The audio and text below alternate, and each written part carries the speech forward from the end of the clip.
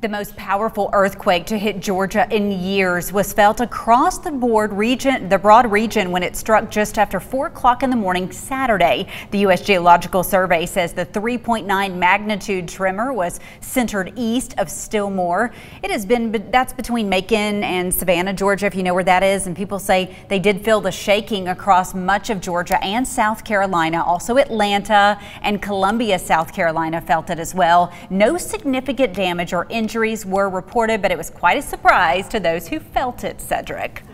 Yes, I'll tell you what, Lori, that is quite interesting out there. And of course, no shaking showing up there over downtown Chattanooga at this time. But I do want to talk a little bit more about that earthquake that did take place there just to the east of Stillmore, Georgia. So what's interesting about that is typically when you have earthquakes in Georgia, they're typically actually found more likely in northwest Georgia. So as you get up towards Dalton, Murray County, over towards Dade and Walker County, and they typically see more. They don't usually see them down in this area. This area here, of course, here just between Dublin over towards Statesboro. So if you've ever taken that trip on 75 and then got on 16 heading east towards Statesboro, you know that's kind of like no man's land for a good bit of this area, minus, let's say, going through like Dublin and a couple other spots. But they don't see them very often down there. It was not very deep. It was only kind of right at the surface, but still, it's definitely surprising for those folks, and surprising really anytime the ground shakes, in my opinion. I know I don't like to necessarily experience that. Hey, let's talk about some of these low temperatures this morning, because what an absolutely beautiful start to our day. Look at the widespread 50s on the map here across the Tennessee Valley. Dropped down to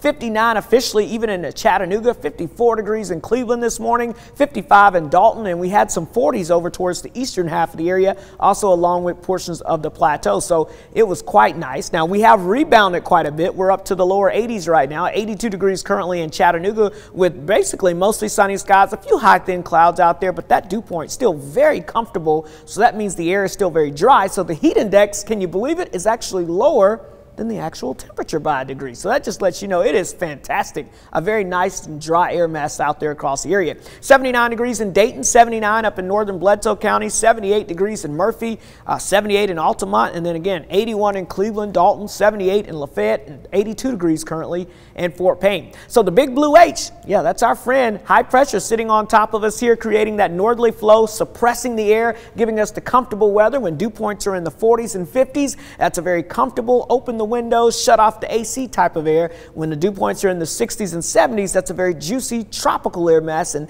that's the air you can wear. Right now it's being squashed to our south and west, but eventually that's going to make a run for us. So enjoy the nice weather while we have it. Lots of sunshine if you're going to be out by the pool this afternoon. Temperatures going from the 80s into the low 90s, but again, with the low humidity, it will feel fantastic to be out there. Now keep in mind the UV index is at 11 today. That's in the extreme range. That means if you don't have that sunscreen, SPF 15 or greater, you could burn in less than 10 minutes. You don't want to be sitting poolside when that happens, so lather on the sunscreen and lather it on again. Always safe bet. Now, keep in mind the air quality alert for areas in and around Chattanooga. That's where the ozone level is a little high today, so it's a little sensitive for folks that kind of have those allergies and asthma and things like that, so be aware of that. But otherwise, the weather looking nice. Highs low 90s in the valley, upper 80s to right around 90 in the higher elevations. Now, the jet stream, the heat dome, triple-digit heat up in Minnesota and North Dakota this past weekend. Well, that heat dome is going to shift down towards the south and east as the jet stream flattens, and that's going to allow for all the big-time heat and humidity to build across the south and southeast.